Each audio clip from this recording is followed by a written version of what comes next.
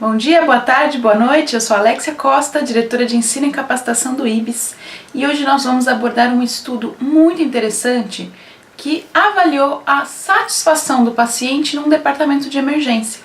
Esse estudo foi realizado pela Universidade de Chicago, num hospital pediátrico, onde eles acompanharam o quanto a satisfação do paciente aumentava através da implantação de um projeto que durou exatos 90 dias, onde a equipe foi treinada para justamente atender às necessidades do paciente.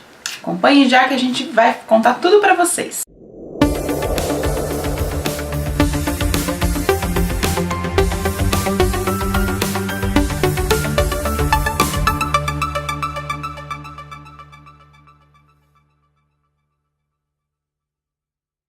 Então, a satisfação do paciente foi avaliada nesse projeto de 90 dias, que se chamava Ask Me to Explain. Então, questione-me para que eu te explique.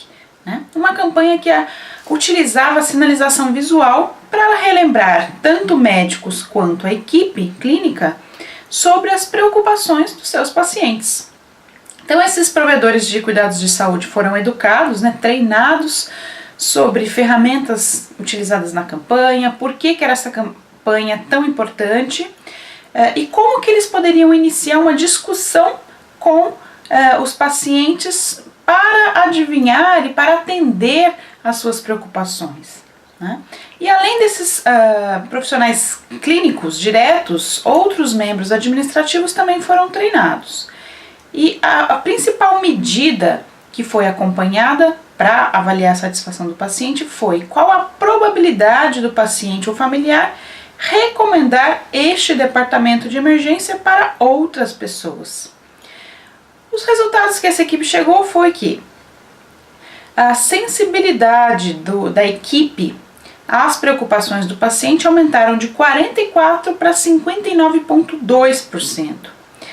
A satisfação do paciente foi informada principalmente relacionada às demoras para atendimento e essa aumentou de 34,7% para 51,1%. E o mais interessante é que, mesmo tendo passado a campanha, que durou aí 90 exatos dias, a satisfação do paciente continuou aumentando, porque efetivamente os profissionais foram treinados para atender as questões importantes desse paciente. Então aí mais um estudo onde a gente consensa a importância dos treinamentos e que os treinamentos sejam efetivos para a equipe de cuidados em saúde.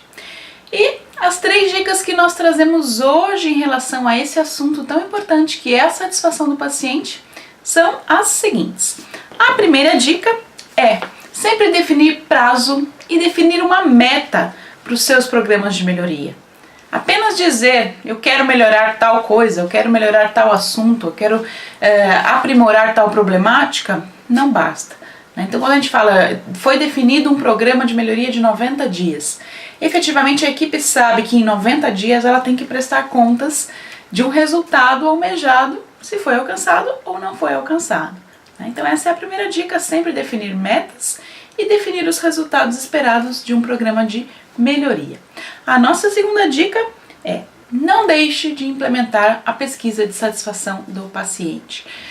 A satisfação do paciente sendo acompanhada é algo que nas instituições acreditadas a gente já acompanha e sabe que isso é algo que as organizações se preocupam, mas a gente ainda identifica muitas organizações, principalmente no processo de diagnóstico, que ainda não implementaram tais pesquisas ou implementam de uma maneira bem superficial, onde muitas vezes o paciente nem sabe que a pesquisa existe, ou as perguntas são superficiais demais a ponto de não se identificar efetivamente o que é o problema para esse paciente, a problemática para ele.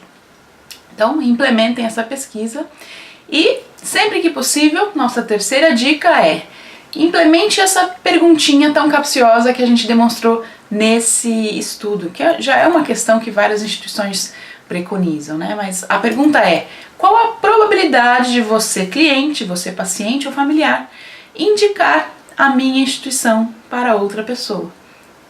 Você pode mudar essa frase de uma maneira mais agradável, mas a lógica do que essa pergunta quer dizer é o mais importante. Qual a probabilidade do seu cliente indicar você? Tá? Espero que essas dicas tenham sido interessantes. Se você gostou, curta, compartilhe ou marque aquele seu colega, aquele seu amigo que se interessaria por este assunto. Esse é um oferecimento do IBS e do IBS Knowledge in Healthcare, e o canal Excelência em Saúde continua amanhã com mais dicas para você. Até mais!